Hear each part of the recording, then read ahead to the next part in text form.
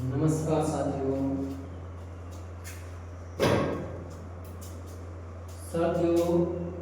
आज हम पढ़ेंगे जैसलमेर का किला।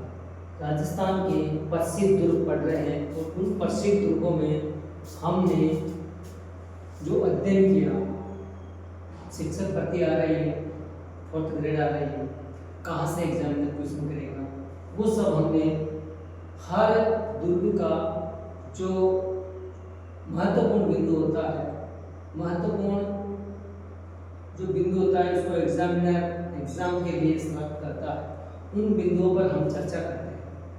तो आज हम उसी कड़ी में जैसलमेर का ये भट्टी दुर्ग है, जैसलमेर का प्रसिद्ध दुर्ग जैसलमेर में स्थित है। इस दुर्ग का निर्माण साथियों अगर हम बात करें तो इस दुर्ग का निर्माण जैसल द्वारा इसकी नींव रखी गई थी, लेकिन इस दुर्ग का पूर्ण कार्य बनाया उसके पुत्र किसने? शालिवाहन द्वितीय।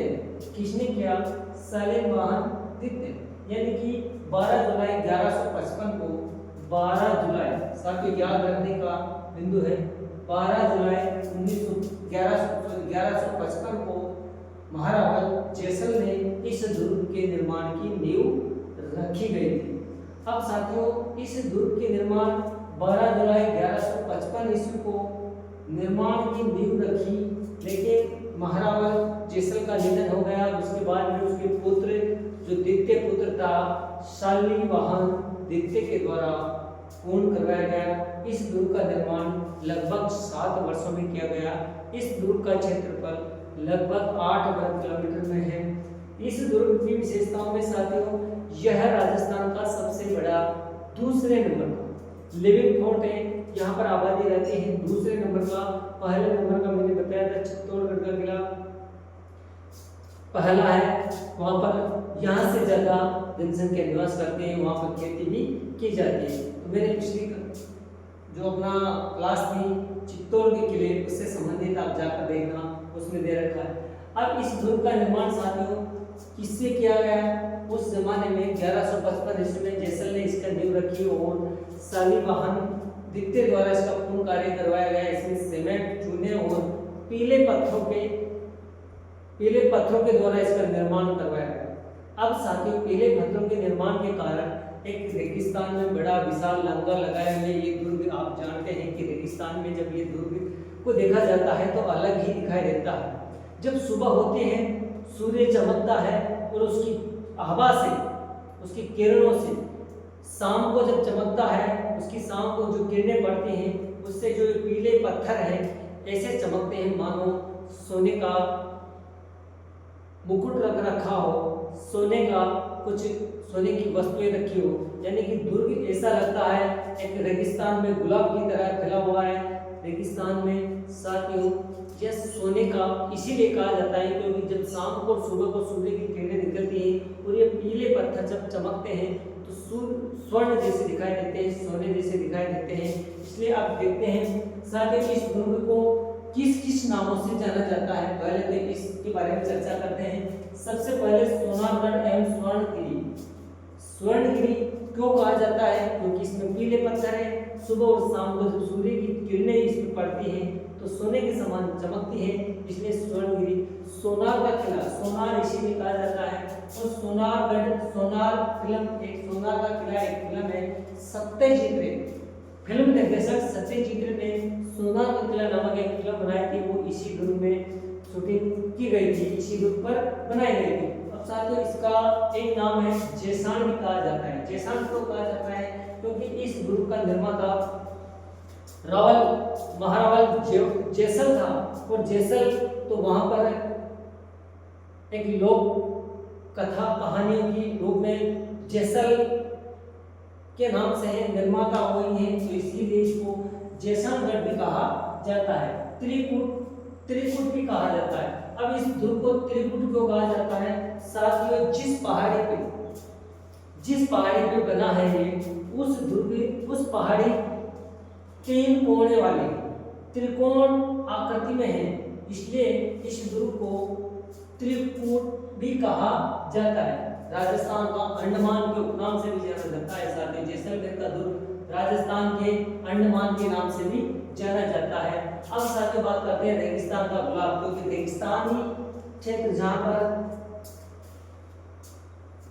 वृक्ष कम है, अधिकता नहीं है वृक्षों की, और वहां पर उस रेगिस्तानी मिट्टी में जब ये दुर्ग एक अपने आप में ऐसे दिखता है कि रेगिस्तान में गुलाब खिल रहा है, लेकिन वो पीला गुलाब है, और ये गुलाब रेगिस्तान का गुलाब भी कहा जाता है। गलियों का दुर्ग भी कहा जाता है। इस दुर्ग में 99 बुर्ज है, अनेक महल है, अनेक मंदिर है, इसलिए इस दुर्ग को गलियों का दुर्ग भी कहा जाता है। मेहरगढ़ साथियों मेहरगढ़ भी कहा जाता है, क्योंकि गौरहरागढ़ भी कहा जाता है, क्योंकि गौरहरा पहाड़ी जो त्रिकोण आकार में पहाड़ी है, गौरहरा पहाड़ी है, और उस गौरहरा पहाड़ी पे होने के कारण इसको गौरहरा दुर्ग भी कहा जाता है। गौरहरा पहाड़ी पर स्थित है। साथ ही इस दुर्ग में 99 दुर्गों के लिए फेमस है, सर्वाधिक दुर्ग माने जाते हैं, क्योंकि 99 बुर्ज दुर्ग ने 99 बुर्ज इस दुर्ग में बने हुए चारों ओर, तो दुर्गों के लिए भी बुर्जों के लिए भी प्रसिद्ध है ये जैसलमेर का दुर्ग। अब साथियों इस दुर्ग का परकोटा है डबल परकोटा है, यानी कि इस दुर्ग का जो दोहरा परकोटा है वो एक कमरकोट के नाम से भी जाना जाता है। कैसे जाना जाता है? कमरकोट। परकोटा इसका दोहरा परकोटा है और कमरकोट की भी कहलाता है। अब साथियों राजस्थान का इसमें मैंने जो बताया था लिविंग फोर्ट, राजस्थान का दूसरा लिविंग फोर्ट है, प्रथम चित्तौड़गढ़। मैंने बताया था लिविंग फोर्ट जो एग्जाम में आ सकते हैं, कहां से एग्जाम में पूछे जा सकते हैं, किस किस तरीके से। राजस्थान का दूसरा लिविंग फोर्ट जैसलमेर का गढ़, स्वर्णगिरी, सोनार का किला, त्रिकूट दुर्ग। साथियों राजस्थान का प्रथम अगर लिविंग फोर्ट की बात करें तो चित्तौड़गढ़ का किला प्रथम लिविंग फोर्ट है, और दूसरा बड़ा किला जैसलमेर का है। साथियों राजस्थान का एकमात्र ऐसा किला है ये जैसलमेर का किला, जिस किले में कुछ महलों की छतें किससे बनी हुई है? लकड़ी से बनी हुई है। किससे बनी हुई है? लकड़ी से बनी हुई है। अब ये लकड़ी के छतें पड़ी हुई है, इसलिए अगर आपसे एग्जाम में पूछ लिया जाए कि राजस्थान का वह कौन सा दुर्ग है जिसके महलों की छतें लकड़ी से बनी हुई है, तो आपके जहन में होना चाहिए, आपके माइंड में होना चाहिए कि राजस्थान का जो स्वर्णगिरी दुर्ग है, सोनार का किला है, उस दुर्ग में कुछ महलों की छतें किससे है? लकड़ी से बनी हुई।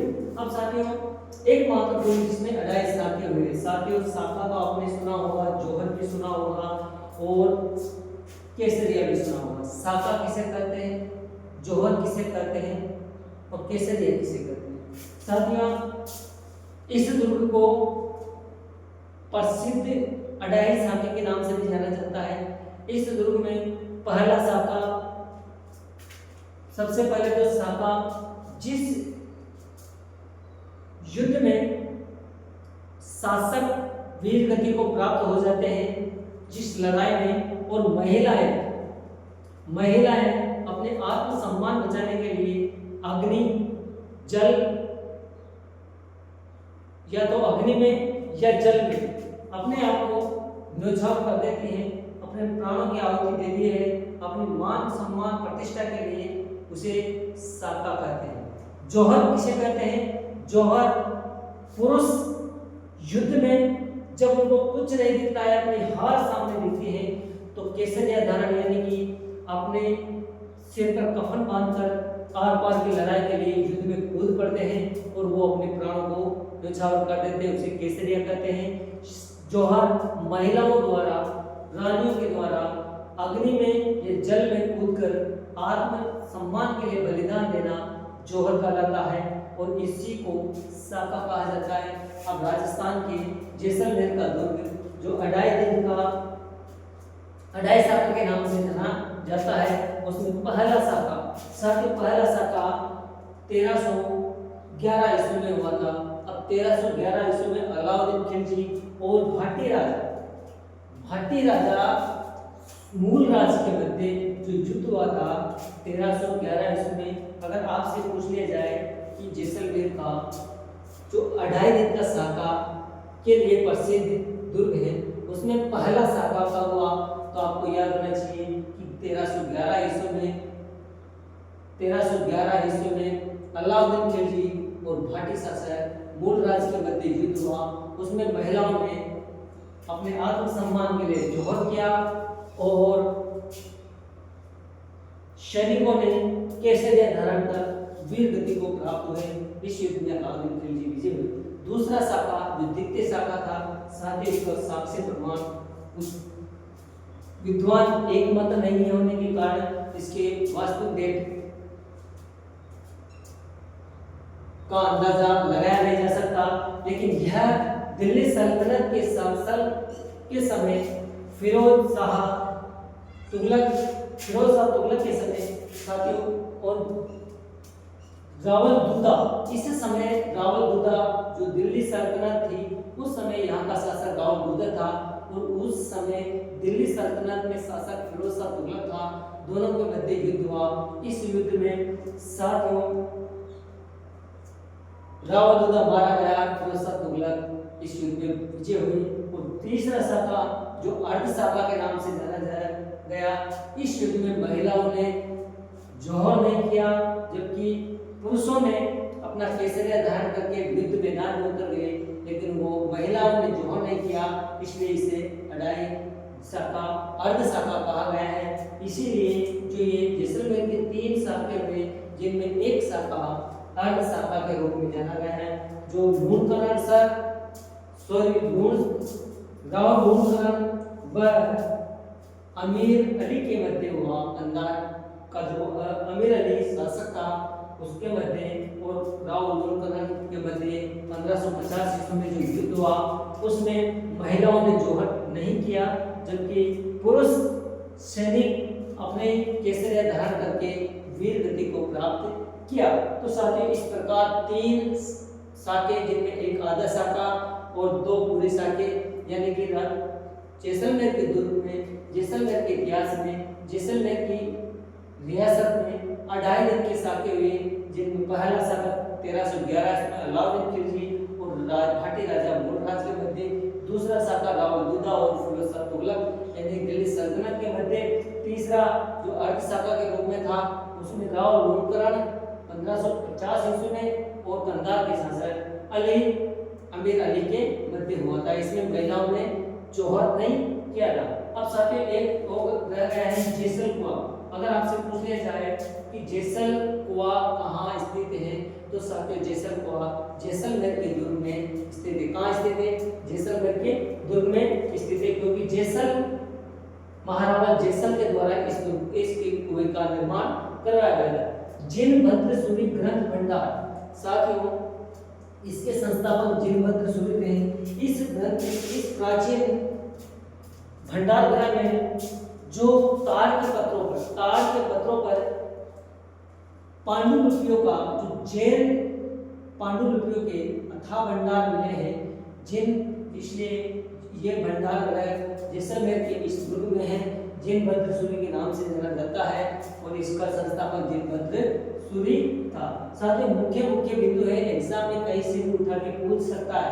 अब इस दुर्ग में प्रवेश द्वार की बात करते हैं, तो साथ ही दुर्ग में अक्षय पोल है, सूरज पोल है, भूत पोल है, हवा पोल है। साथ ही हवा पोल को रंग पोल, भूत पोल को गणेश पोल और अक्षय पोल को अक्षय पोल भी कहा जाता है। ये प्रवेश द्वार है। मुख्य प्रवेश द्वार कौन सा है? मुख्य प्रवेश द्वार अक्षय पोल। मुख्य प्रवेश द्वार कौन सा है? अक्षय पोल है। साथियों इस दुर्ग में प्रमुख महल है वो एक रंग महल है, मोती महल है, जो मूलराज द्वितीय के द्वारा बनाए गए थे। गजविलास गज सिंह के द्वारा 1884 याद रखना। और सर्वोत्तम विलास महल सबसे मोस्ट इंपोर्टेंट है। सर्वोत्तम विलास महल जिसमें नीली चौकियां और कांच की कलाकृतियों के लिए प्रसिद्ध है। विलास नीली चौकियां और कांच की कलात्मक जड़ाव के कारण, कलाकृति के कारण, सौंदर्यात्मक के कारण सबसे ज्यादा प्रसिद्ध है। अब साथियों बात करते हैं इस दुर्ग का क्षेत्रफल 8 वर्ग किलोमीटर मैंने बताया था। प्रसिद्ध मंदिर कौन कौन से? साथियों इसमें लक्ष्मी नारायण का मंदिर है, ये वेर सिंह द्वारा निर्मित किया गया है। साथियों इसकी जो मूर्ति है लक्ष्मी नारायण की मूर्ति, इसको वेर सिंह मेड़ता से जीत कर लाए थे। यहाँ से कब लाए थे? 1437 ईस्वी में जीत कर लाए थे। और जब इन्होंने इस मंदिर को बनाया तब से वेर सिंह महारावल यहाँ के शासक थे। इन्होंने अपने आप को शासक न मानकर लक्ष्मी नारायण को यहाँ का शासक माना। इस लक्ष्मी नारायण भगवान को इन्होंने शासक माना और इसके दीवान, अपने आप को दीवान कहते थे। ठीक है, तो लक्ष्मी नारायण मंदिर का निर्माण वेर सिंह द्वारा किया गया। यह इसकी मूर्ति कहाँ से लेके आया? मेवाड़ से, मेड़ता से लेके आए और 1437 ईस्वी में इसका निर्माण करवाया गया था।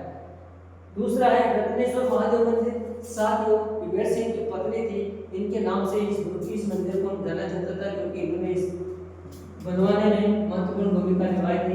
एक ये सूर्य मंदिर जो रानी सूर्य कवाल के नाम से जाना जाता था क्योंकि इस मंदिर के निर्माण में भी वेर सिंह की पत्नी थी, इन्होंने भी इस महत्वपूर्ण योगदान रहा।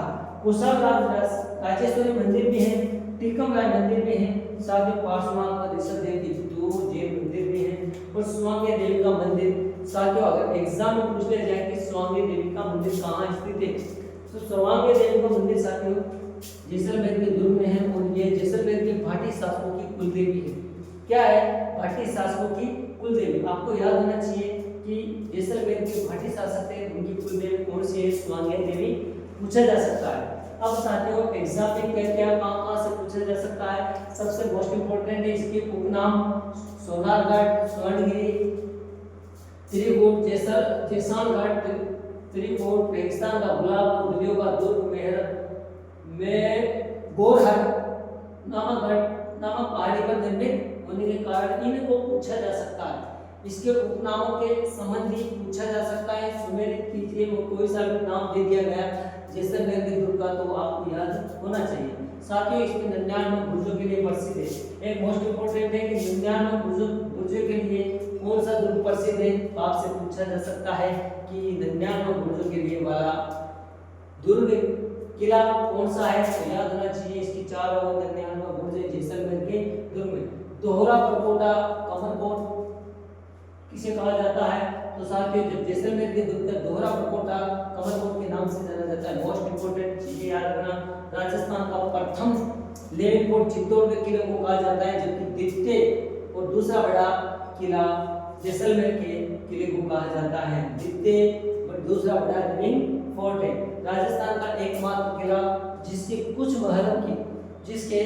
महलों की छतें किससे बनी हुई है? लकड़ी से। किससे बनी हुई है? लकड़ी से। किससे बनी हुई है? लकड़ी से। तो आपको याद होना चाहिए कि जैसलमेर के किले के कुछ महल है, उनकी लकड़ी की छतें पड़ी हुई है। अब साथ में जैसल कुआं भी कहीं पूछ लिया जाता है कि जैसल कुआं कहाँ है? तो जैसलमेर में किसने निर्मित किया? जैसल महारावल जैसलमेर, जिसने जैसलमेर का संस्थापक था, जैसलमेर के किले का संस्थापक था, तो उन्होंने जैसल कुआं का। और जैसल कुएं का निर्माण किससे का? कहावतों में कहा जाता है कि साथियों जैसल के समय जो ये कुआं जैसल के नाम से जाना जाता है, लेकिन कहावतें ये कहती हैं कि श्री कृष्ण भगवान के सुदर्शन चक्र के माध्यम से इस किले का निर्माण हुआ है, इस कुएं का निर्माण हुआ है। सो किले ने कुआं का, जैसल कुआं का निर्माण श्री कृष्ण के सुदर्शन चक्र के द्वारा हुआ है। अब साथियों जैन भद्र सूरी ग्रंथ भंडार कहाँ स्थित है? जैसलमेर में। जैसलमेर के किले में किस लिए प्रसिद्ध है? जैन पांडुलिपियों के कथा भंडार के लिए। जैन पांडुलिपि किस पे लिखी हुई है? ताड़ के पत्तों पे लिखी हुई है, इसलिए प्रसिद्ध है। इसके संस्थापक कौन है? जैन भद्र सूरी इसके संस्थापक है। आपको याद होना चाहिए, वेरी मोस्ट इंपोर्टेंट है। राजस्थान का वह कौन सा दुर्ग है, वह कौन से रियासत है, वह कौन सा किला है जहां पर अब आपसे पूछ लिया जाए जहां पर 2.5 शाखे हुई, यानी कि अर्ध शाखा कौन से दुर्ग में हुआ है, ऐसे भी पूछा जा सकता है। तो साथियों आपको याद होना चाहिए जैसलमेर के दुर्ग में 2.5 शाखे हुए हैं। 2 शाखे पूरे, एक शाखे में महिलाओं के द्वारा जोहर नहीं किया गया, जबकि पुरुषों के द्वारा केसरिया वस्त्र धारण करके युद्ध भूमि में कूद पड़े। पहला शाखा कब हुआ? 1311 में, दूसरा दिल्ली सल्तनत के समय, तीसरा शाखा 1550 ईस्वी में लोनकरण और कंधार के जो अमीर शासक थे उनके मध्य हुआ है। तीसरा शाखा आपको याद रखना, अडाई शाखा, जो अर्ध शाखा हुआ वो कब हुआ? 1550 ईस्वी में। याद रखना है 1550, मोस्ट इंपोर्टेंट चीज है साथियों।